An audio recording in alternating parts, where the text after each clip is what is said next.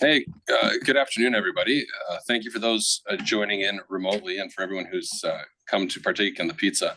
By way of introduction, so for those who don't know me, I'm Mark Mossy. I'm the Executive Legal Officer here at the Nunavut Court of Justice. This week, the Nunavut Court is hosting a Northern Judges Conference, which sees the Superior Courts from all three territories come together annually for education and business meetings. And as part of that education this year, we have got two eminent judges, Justice David Stratus from the Federal Court of Appeal and Justice David Watt, formerly of the Ontario Court of Appeal, who are delivering professional seminars for the judges. And so both judges have been kind enough to extend their time to address members of the bar. So that's what we're doing here today. So just by a way of brief introduction, I'm sure Justice David Stratus doesn't need much of an introduction. The preeminent scholar on Canadian administrative law, holds a LLB and LLD from Queen's University Faculty of Law, and where did you plus a BCL from Oxford University. I'm just going to read. Former law clerk to Bertha Wilson of the Supreme Court of Canada, called to the Bar of Ontario, litigation partner in numerous Bay Street, Toronto firms. He's a fellow of the American College of Trial Lawyers, appointed special advocate by the Minister of Justice in 2008. He's been an adjunct member of the Faculty of Law of Queen's University from 1994 till present, and winning multiple faculty teaching awards. He's an instructor and presenter at over 60 judicial education seminars across Canada, most frequently in the areas of administrative law. Author of over 200 articles and conference papers on various legal topics, particularly in the areas of administrative law, constitutional law, and legal writing. And he was, of course, appointed to the Federal Court of Appeal and a member ex officio of the Federal Court on December 11th, 2009. He was also acting Chief Justice from July to November of last year.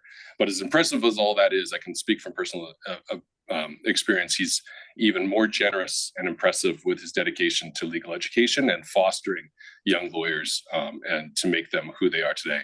I've had the benefit of knowing Justice Stratus for 25 years, and it's my pleasure to introduce you to him today. Take care. Sure. Sure. Thank you very much, Mark. And thank you for having me. Welcome to everyone here and everyone online as well. Mark suggested I just talk generally about some legal topics that might be of interest.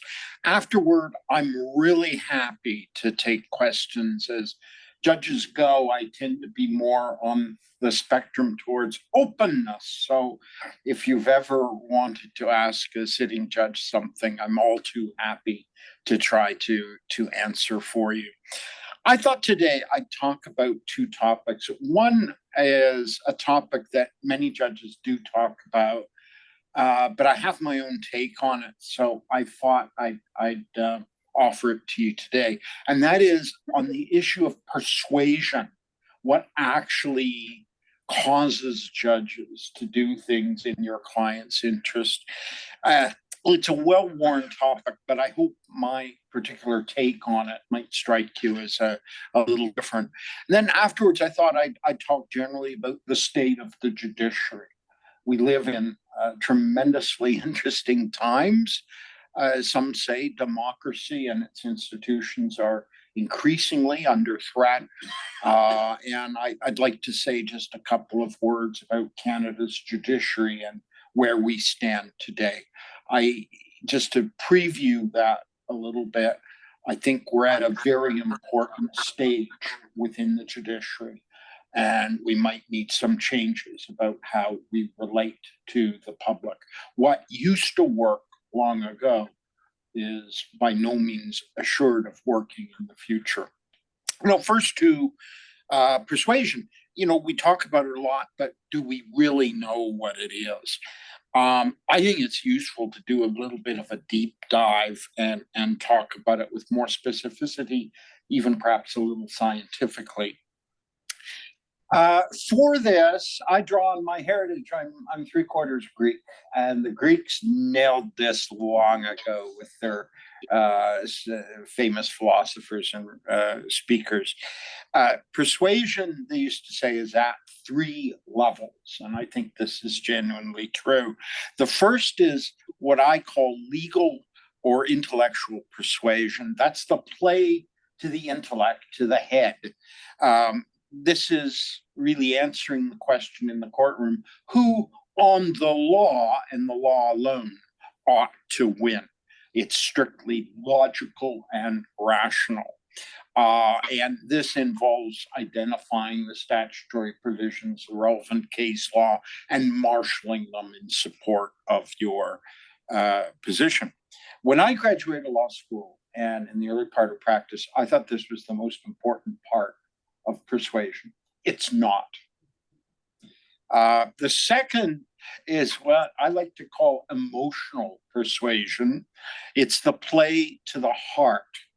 The play to the heart really answers the question in our hearts as judges, who would we like to win if we had a free hand at things?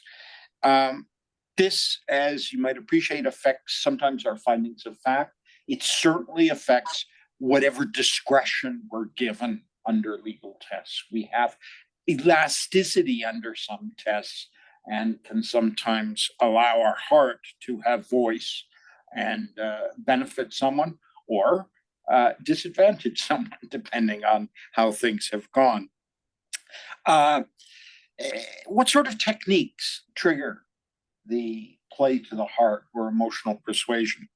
Well, I think colorful evidence that's clearly presented, really good witnesses. But here's an important thing. In your written submissions and oral submissions, your word choice, the words you use. I sometimes shake my head in the courtroom, not overtly, of course, that would be bad, but sort of inside, I'm metaphorically shaking my head. When counsel have a great opportunity to really pull at the heartstrings, and they just don't, because they're thinking robotically like a lawyer. Let me give you an example. Someone will say someone took something from someone.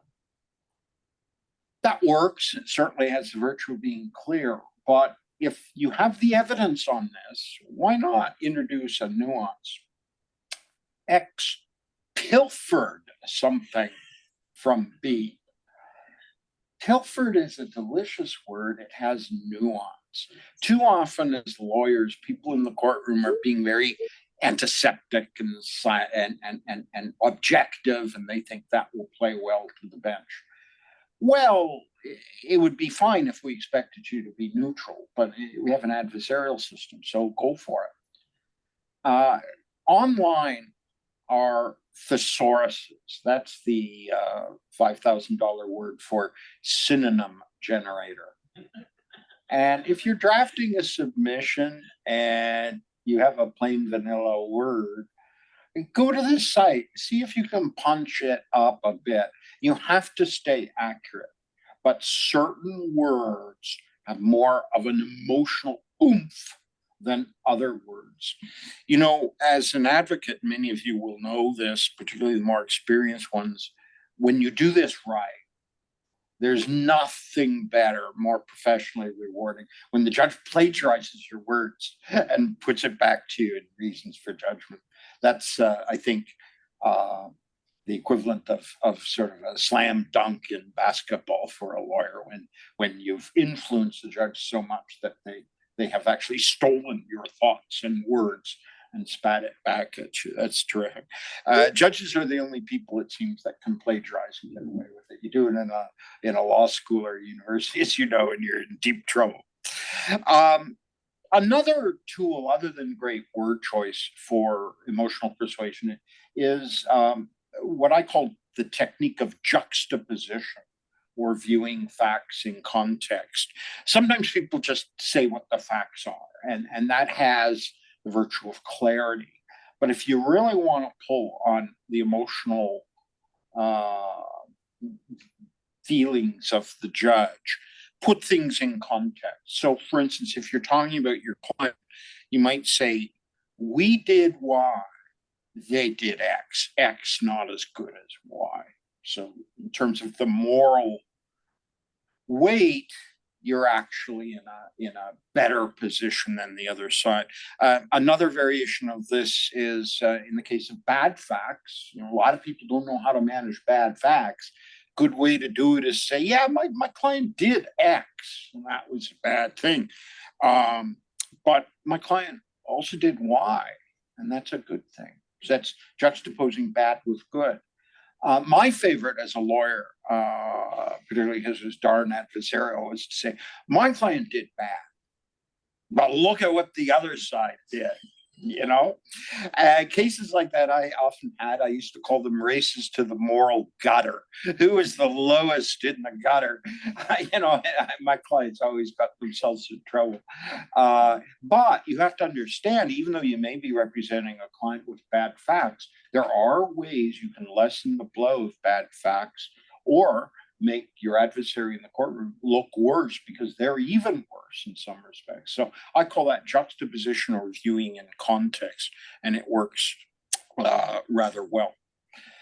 So I said there's 3 levels to persuasion. There are 3 types of persuasion: intellectual, emotional. The last one I didn't appreciate enough until the end of my lawyering career, and that's credibility persuasion. It counts for much more than you might think. You are, as lawyers, you are the window, or in the case of oral advocacy, you're the speaker through which the substance of the case is viewed or heard. And in the end, judges, they may not think of this explicitly, but it's working sometimes at the level of their subconscious. They ask themselves, who in the courtroom is the most believable here? Which lawyer is presenting me something that appears to be rather real? And really, in the end, it's who, as judges with a critical mind, are we most receptive to? Being receptive to somebody over somebody else is really a step away from confidence, trust, and ultimately acceptance. So, how can you manage credibility persuasion? Obviously, flawless accuracy, no exaggeration. Don't get caught out with a little semi-lie or an exaggeration. I think when judges are appointed, I'll let you in on a secret. We're all taken to a room, and inside our head is implanted a little chip, and it's called an evasion detector or a falsehood detector. We are very critical in the courtroom, where our radar is on high, looking for people that are gilding the lily or leaving obvious things out through omission. Not just accuracy, but I think at the legal level, a mastery of doctrine, somebody who actually knows not only the leading case, but how it's been applied and the nuances of it. On that, the place to show off isn't so much in the submissions you make, but it's in your answers to questions. That's where the judge really has a specific query. And if you're able to slam something back at the judge that's really helpful, that's terrific. Word of advice on things like that, and this really goes strongly to credibility persuasion. Too often counsel think that there's marks for speed. I sometimes think that I'm a quiz master when I pose a question and someone feels they have to ring in and really fast and give an answer. I think a really credible presentation, especially on questions that go to the core of a key factual or legal issue, is actually when counsel stops, takes out a pen, scripts an answer at the podium, might take 30 seconds, 45 seconds, and there's just silence. And then they deliver a fantastic, well-crafted answer back. Of course, it's better if you scripted that before coming to court, but I wasn't above doing that and still doing the pause in court for a bit of a dramatic effect. It increases the credibility. The longer you pause, the greater the expectation the judge has about, gee, maybe something special is happening. And when you nail it, wow, it's a wow moment in the courtroom. A very good thing. In 15 years of judging now, I sit usually in threes with 2 other judges. and we talk about the case afterwards. I have never heard someone say, "Did you see how long that lawyer took at the podium to figure that out?" Nobody ever talks about that. But more typically they say, "Did you hear their response after they took a moment there in answer to your question, Dave?" And everyone was like, "Wow, it was really something." And a little secret, I'm prepared to talk about secrets today. Sometimes if I'm writing a set of reasons, I will actually order up the audio tape to get word for word the answer and try to quote it, or at least if it was extremely well crafted with great word choice, I may plagiarize and steal the words. But all of that happens through great preparation in advance, but also in the courtroom, just staying calm and not being afraid to pause and consider your thoughts.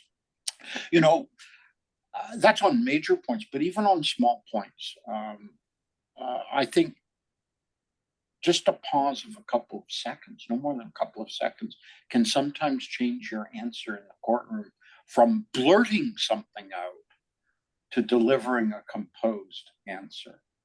And sometimes all you need is just 2 seconds to get your bearing and think of the opening of your response, and then off you go.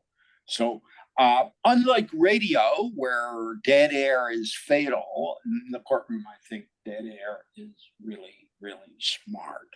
It's not used enough. Credibility persuasion, I think, not just through pauses, but through your work in synthesizing a point, making it compact, looking well prepared. All of these give the impression of carefulness. It says, as this lawyer is speaking, I'm seeing subtitles below her or him that say, "I am believable. Boy, have I worked hard on this." And giving that impression really helps at the level of credibility persuasion. Throughout, and this is important to credibility persuasion, point first advocacy. Say your point and then develop it. That also is in questions, in answering questions. Too often, in the courtroom, I ask a question, I get a speech back, and I'm not sure my answer has been, I'm not sure I've gotten the answer I was looking for.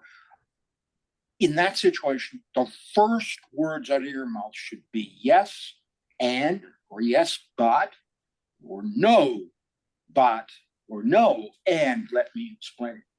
But answer the question right up front, and maybe give a sentence or two just by way of introduction. Then we can follow you. I'll tell you, when I ask a question and 15 seconds, the person's just blithering on as the start of a speech, and I still don't know quite what the answer is, I start to tune out. And I think many of you in the same position would as well. Because when I ask the question, it's for me, a semi-crisis moment. I have a question. I really want to know the answer. So do that answer and then qualify to your heart's content. That's all I thought I would say about persuasion. Let me say a word or two just about the states of the state of courts these days, these very strange days that we're living through. I think courts are very, very challenged across the country. As Mark said, I do a lot of judicial teaching and have been speaking with many judges. As acting chief, I had a chance to meet other chiefs across the country. Most are laboring under very strict resource limitations. I think the bottom line is that in elections, money for courts is not a particularly great vote getter. They fund only the amount that's necessary to avoid scandal, which isn't a particularly generous point of view. The fact is that complements, the number of judges in courts, has not kept pace with population. But also, as many of you will know, particularly more experienced practitioners, law has gotten more and more complex. Many new issues, many new provisions, many new procedures, many of them judge-made, new crimes in the area of criminal law. Another thing that contributes to complexity is Unfortunately, appellate courts like mine and the Supreme Court of Canada, the length of our decisions, I'm looking at the Supreme here, and their reference on the Impact Assessment Act is longer than most novels. Same thing for the greenhouse gas reference. And when it's cited to us and we just have a small appeal, we got to know the case, which means, okay, I'm going to need 2 days to read this thing. And it's hard to find that time. Another issue endemic to, unfortunately, many appeal courts, but also the Supreme Court, is inconsistency. And I think in the area of sexual assault, many of you know this area more than me, but frequent rule changes, frequent cases that change the forensics of prosecuting or defending a sexual assault case. And from criminal judges and lawyers that I know, they complain frequently about inconsistency. I think judicial appointment has never been better. The quality of judges that has been appointed is really amazing. And that's true under the current government, and it was true actually under the last Conservative government too. We fortunately have not caught the disease endemic in the US of political appointments. Just about everybody, I'd put it as high as 98% of the people appointed are really absolutely terrific. And even though they may have made donations sometime in their life to the governing party, they're damn good lawyers and going to be fine judges, and they turn out to be fine judges. So I'm not worried in this country about the appointment of judges, but I am worried about the workload caused by the quickly changing world and complexity and length of decisions. What the Canadian Judicial Council, which is a judge's governing body, what they are noticing is many more instances of medical leave because of judges that are burned out. We are seeing more retirements as soon as pensions vest. And when experienced judges leave, a lot of expertise is leaving the institution. And we're now even seeing judges leaving before their pension vests. You have to remember they're 60 and 70-year-olds. And for the young people here and online, believe me, getting old really sucks and your stamina goes down. But the workload, I'm working harder now than I did as a lawyer on Bay Street when I was 45-year-old, for example. So the only solution is for courts to understand that short decisions promote access to justice. The other thing is that complexity be recognized. It's a complex world. We're not going to change it, but we need to increase judicial complements. And that's the only solution. We are headed towards a crisis. Many would say we are in a crisis. You certainly know that with Jordan in the criminal law world. Civil lawyers will complain that many resources are allocated to the criminal side. And so the civil side is starved. In my home province of Ontario, for instance, to get a 2-hour motion in front of a live judge, it takes 14 months. That is not justice. So the courts are in some degree of crisis. The last thing I want to talk about is with the state of the courts is something a little more abstract, but very important. Long ago, courts got public respect by invisibility, separation, and when they sat in a courtroom, sitting on raised daises and sitting dressed in black. I often joke that it's Darth Vader's costume minus the mask.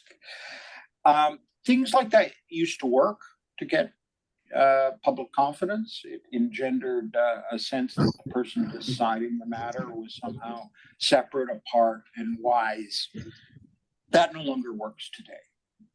Another thing that used to work was invisibility. Judges would be very cloistered and not really give an account of themselves to the public. That doesn't work today. today, when institutions and people in institutions are invisible, they are distrusted. So the onus is very much on judges to come out and to speak a lot more.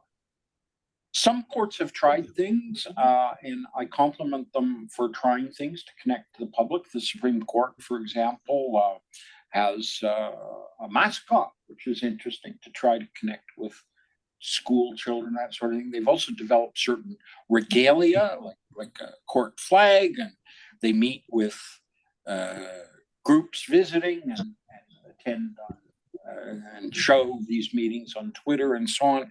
That's not a bad thing, but I think that's only pulling at the leaves and branches of the need for courts to be respected. That helps with visibility, but I think the best PR for courts is how we conduct ourselves in court, how good and easy our procedures are, the ease of use of our websites, including easy access to information, the speed and quality of our decisions, including concision, the efficiency and courteousness of registries in many jurisdictions across Canada, including my own, accessibility to court materials and court judgments in all official languages.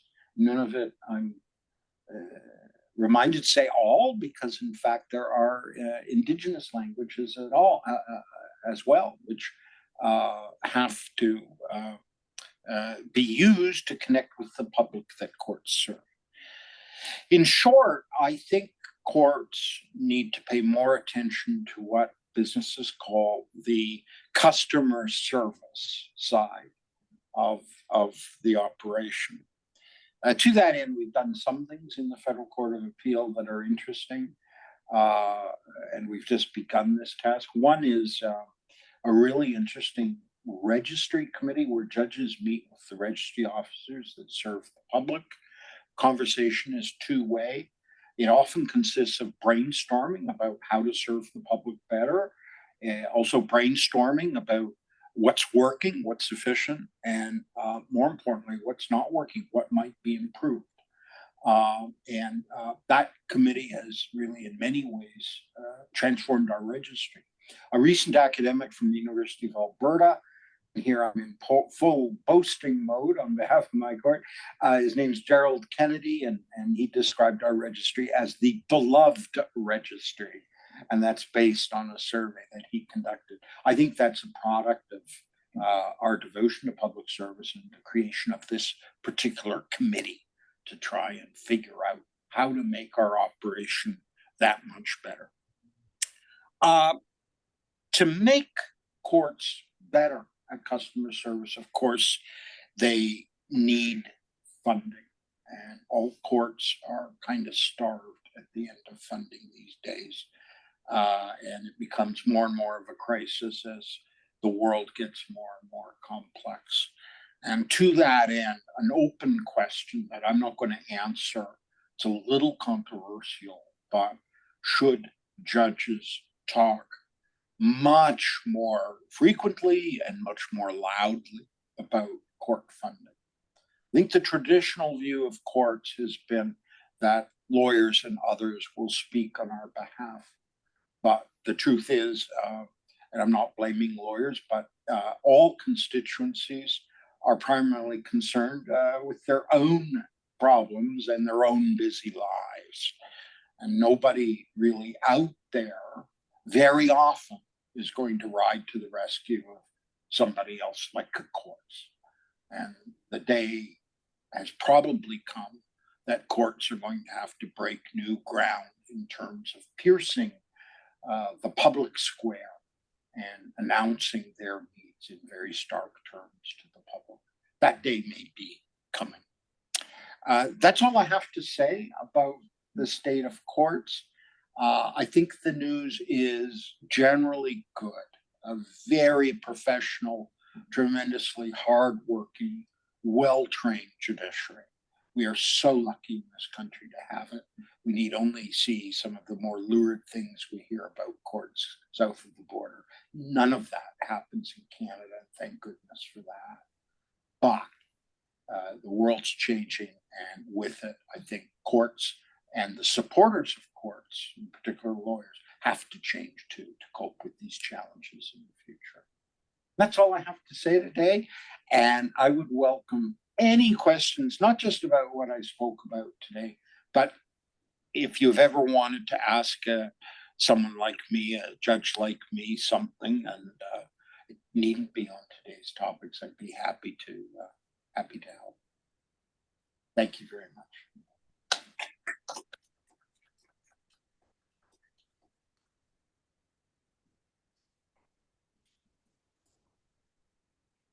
Thank you so much, Justice.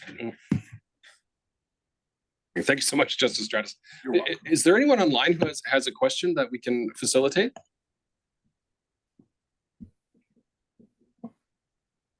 Oh.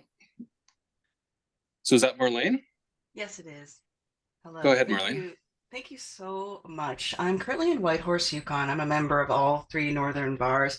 And I must say, when this opportunity came up to listen into this conversation, I was absolutely thrilled. What an opportunity. Welcome. To hear from one of our most prominent jurists. So thank you very much.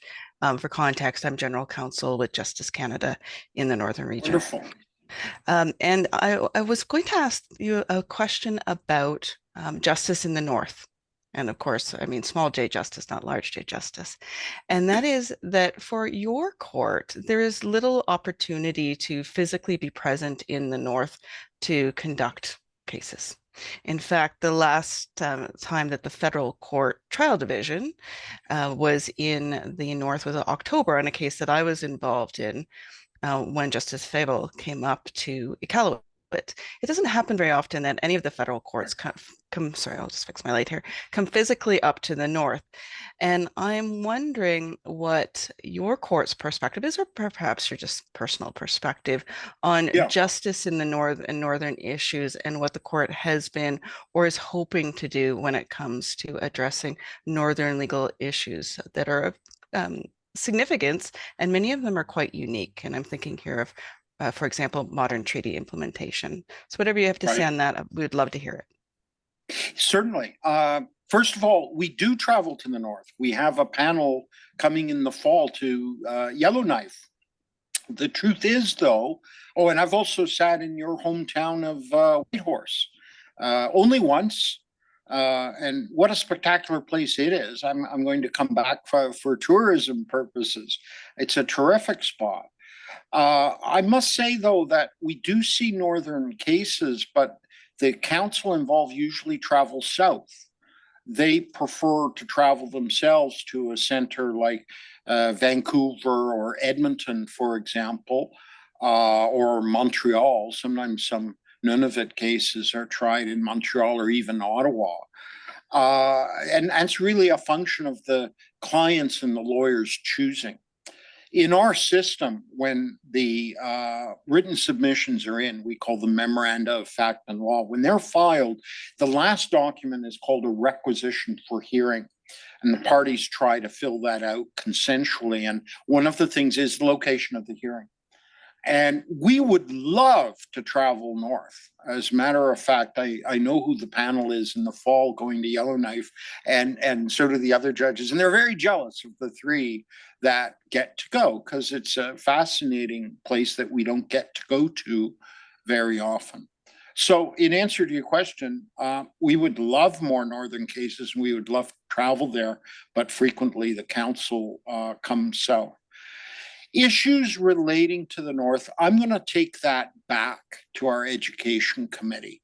We do see issues affecting the North, and particularly the rights of Indigenous peoples and resource cases and the like. We see those not just in the North, but in cases all across the 13 different places where we sit. I'm going to take this back to our education committee. We do have speakers on those topics from time to time, but just as I think of it now, I don't think we've had any instruction on that for the last 3 or 4 years. We have annual educational events, and it occurs to me we haven't covered that in all candor recently, and it might be useful to invite people from the North to speak to the issues and broaden our understanding of our country and the cases that we decide? That's a great question. I thank you for it. It's a good suggestion. Thank you very much, sir. I appreciate hearing from you. Pleasure. Are there any other online questions?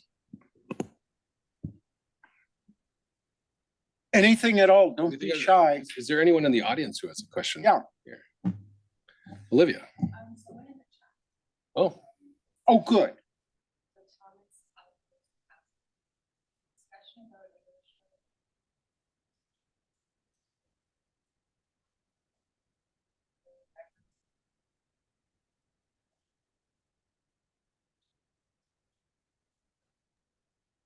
Right. The question, just because I'm near a microphone, someone online has asked, in my explanation of emotional and credibility persuasion, I'm see if I can boil the question down. It doesn't take into account the fact that some people come from diverse backgrounds that may be alien to the court, and so there might be, I'm interpreting the question as saying there might be a lack of connection between the person making a submission and the court.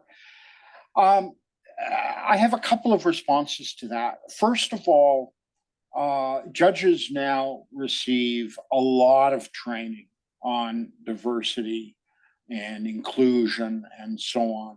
And 10 years ago, there wasn't any such training. Now there's a lot, and it's fair to say we're very sensitive to it. Secondly, I have had counsel and also self-represented litigants from backgrounds far different from mine, but they are able, through their eloquence and through their preparation, to communicate where they're coming from, to build, if a bridge needs to be built between what they're saying and us, they're very effective in doing it. The last thing is, the most important thing for us in the courtroom is for us to be able to understand what's being put to us. And you'll find in our court, and I think it's true of most appeal courts, if we have the slightest question in our mind or something's not connecting, we will ask a question. And that's an opportunity when you hear the question. If you detect a certain lack of understanding by the judge or a plea for help, that's your invitation to interpret whatever you're trying to communicate, and to try to do so more clearly to us. But here, I think you'll find judges these days are extremely committed to building those bridges and understanding. You know, in the early years of my days as a lawyer, I think there was a time that judges were remote, and if they didn't understand you, they just stay quiet. That's not how modern appellate courts operate. They're very active. They're in your face, and if they don't understand something or they need help, they will ask for it. You know, and I'm going on a bit, but another phenomena that's really increasing in my court over the last 15 years, when the bridge is not built and it's a major issue that's impeding the judge's understanding of the case, we will call for more more written submissions. So we'll say, you know, we've talked about this in our break, and we think you deserve an opportunity to make further written submissions to us, and we'll call you back orally if we need even more on the basis of that. So I think the modern bench today is interested in bridge building. It's certainly not speak to the hand. It's far away from that. We really want to understand. Yeah. Great.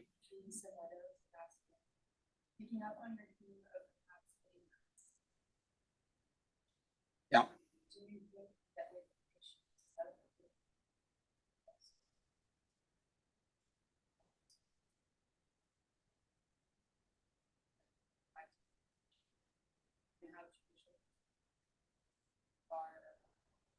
That's a great question. Let me repeat it just because I'm next to a microphone. I really like the question. It's controversial.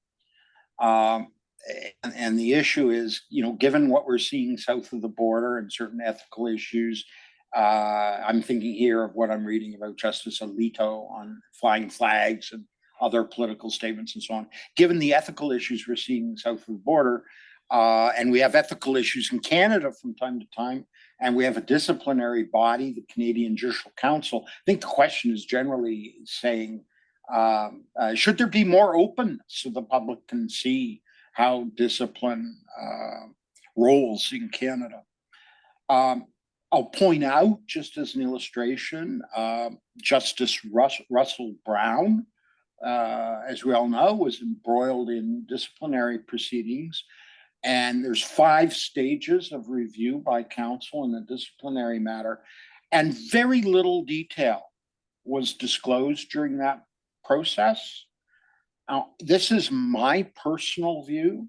I kind of regret that because, again, as I said before, in this day and age, invisibility causes distrust among the public. Now, the Canadian Judicial Council's hands were tied because if you look at its bylaws that are actually down in writing, it sets out very clearly what can be disclosed and what cannot be disclosed. And the Canadian Judicial Council was following these bylaws. But they make the bylaws. And I happen to think, and I'm just one voice out of about 1,400 Superior Court level judges across the country, but I think the time has come to understand that the public in certain situations needs more disclosure about what's going on, what the nature of the allegations are, what the nature of the defense is, and what counsel is doing about it.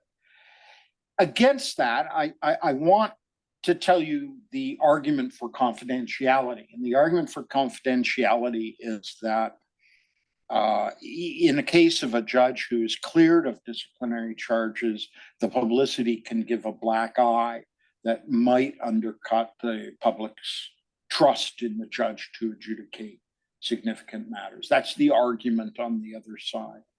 I think ultimately, when you weigh the two, I would prefer personally a regime that we're a little more open. I think it's part of what I call the customer service piece that judges have to engage in much more. I think you had a follow-up? Yeah, I wondered if another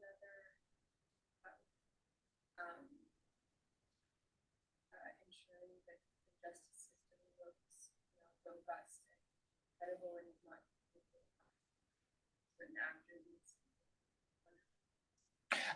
Certain actors mean certain judges misbehaving? Yeah. I think, let me broaden it from judges. I think when you look at disciplinary processes in all professions, they exist fundamentally to increase the confidence of the public that the actors in it are ethical and competent. Think of colleges of physicians and surgeons across the country, and their proceedings are remarkably open. And when I go to my doctor, I'm pretty darn sure I'm seeing a very capable, competent, hardworking professional, and that's in part because of the existence of an oversight body. So, this is another reason why I support a vigorous discipline process that's fair to the person involved and ultimately open, so the public has an assurance that the profession it's dealing with, including the judicial profession, is solid and trustworthy. Yeah. I have another follow-up. Yeah, just one.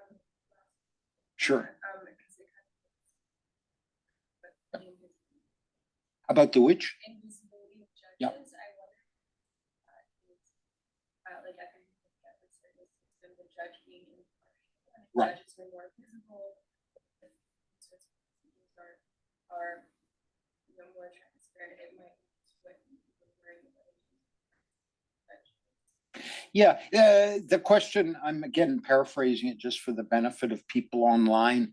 The issue is, or the question was sort of, the thrust is, maybe you can rephrase for me so I have a clearer view. Sure.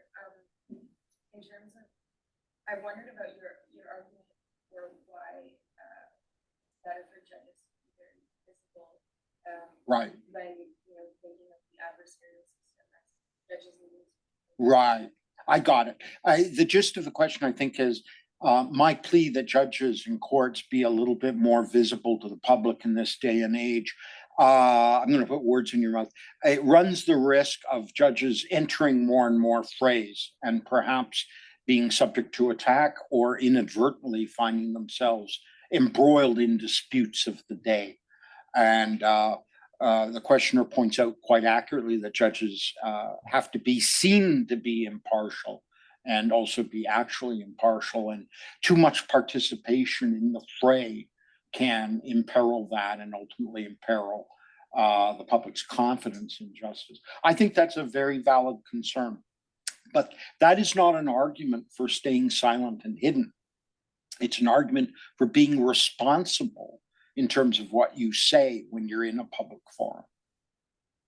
So, for instance, today, I stand by every word. I don't think anything I said will get me in trouble. I don't think it will hurt the judicial profession. And you'll be the judge of this, but maybe it's benefited a little bit by showing how judges roll and how we think and what we see our commitment to the jobs to be. But yes, anytime judges leave the cloister and go out into the community, there's a risk of something going askew. But I don't think that's a plea to stay hidden and have the public wonder what these weird people in robes are up to. I think it's more importantly, really putting the onus on judges to get out there and perhaps give them training on how to do it. I don't think enough judges come out to speak, and in part, that may be because of the absence of training. As a lawyer, I was media trained by some clients, and I may not be the best, but I kind of know about how to stay out of trouble.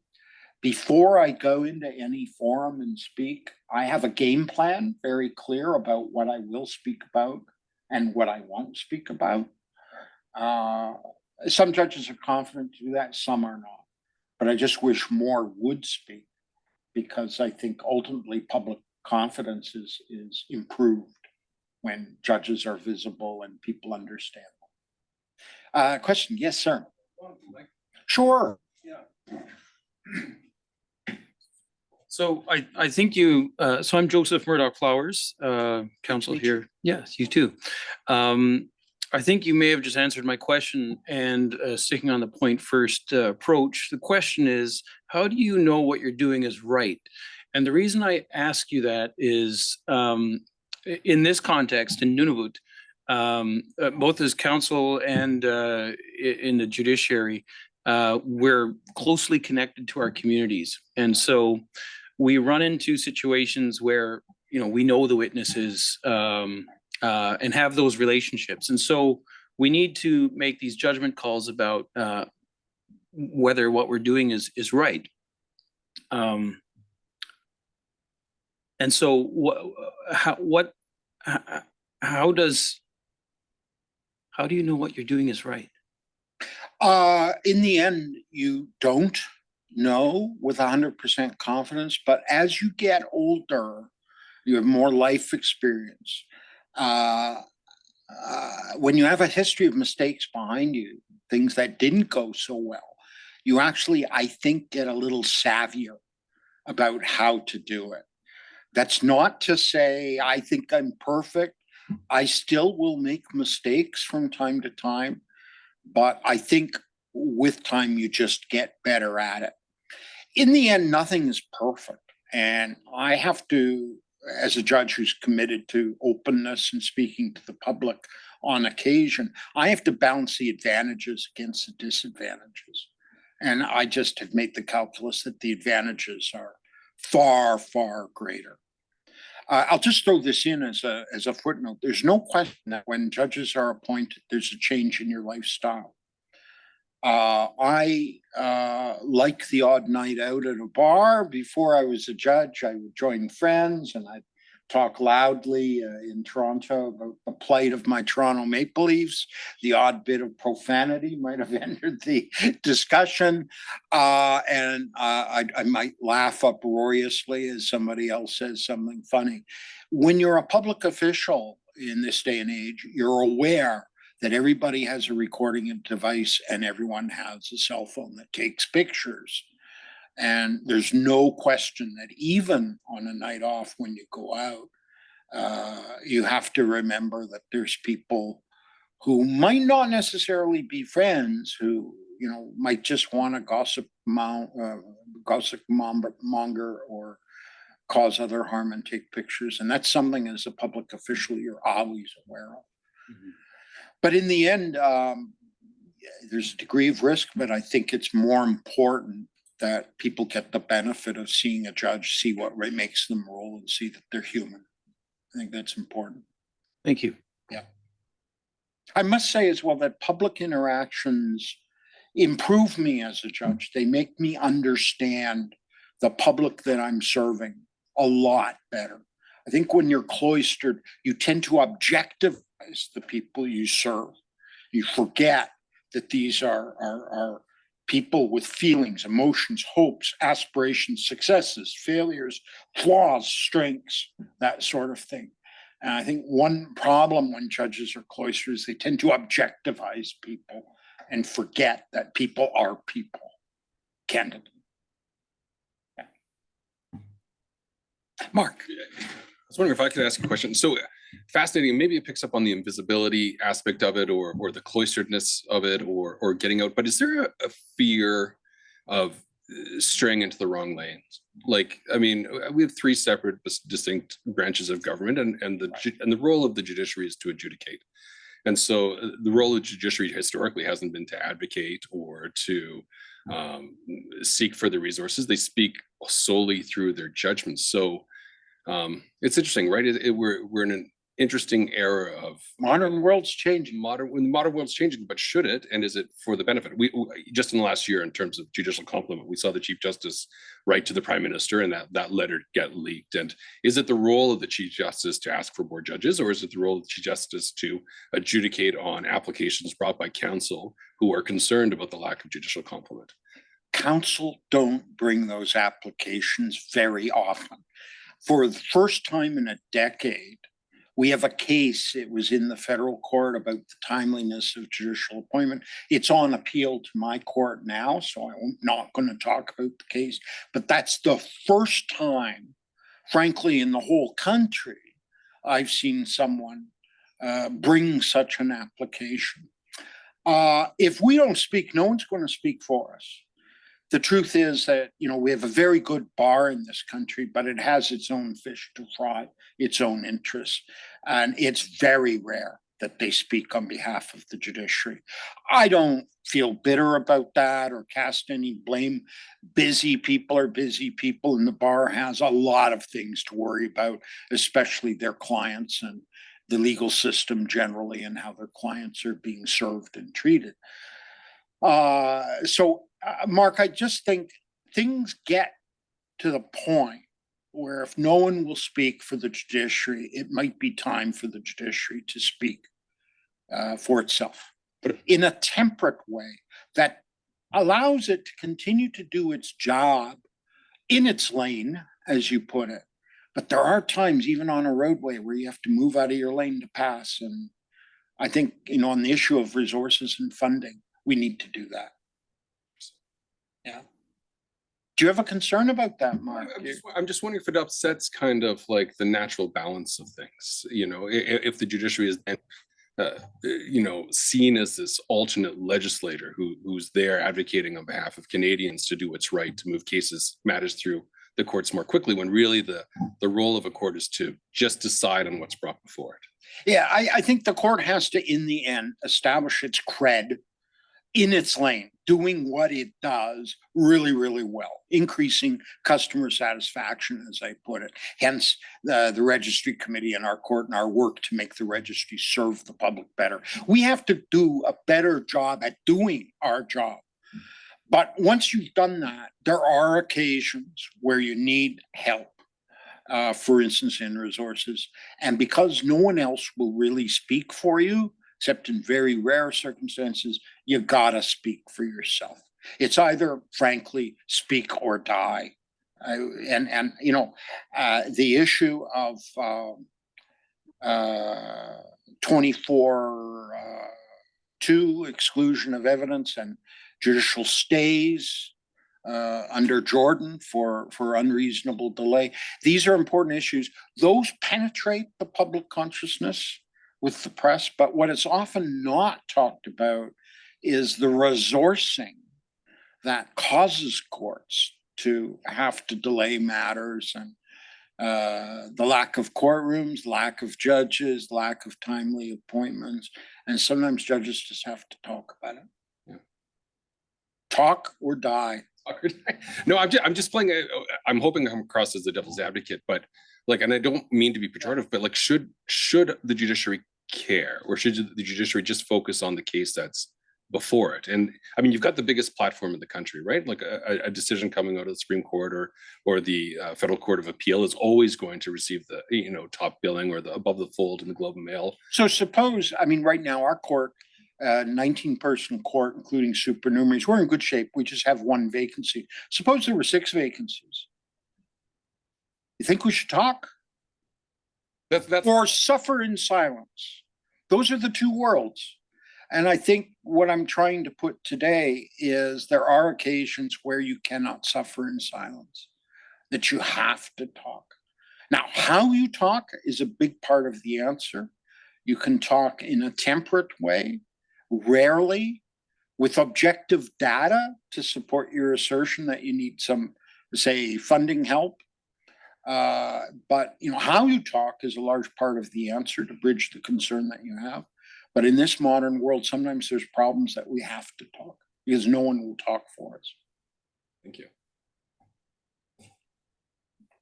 Oh, anyway, yes. So we do need the courtroom, and thank you so much on behalf of the Law Society, on behalf of the Nunavut Court of Justice, behalf of the bar. I cannot thank you enough for this. It's really hour. my pleasure. It's been amazing. It's been a privilege for all of us. So thank you, Justice Stratus. Thank you. Goodness, thank you very much. Thank you so much. I really appreciate that. That's terrific. Thank you.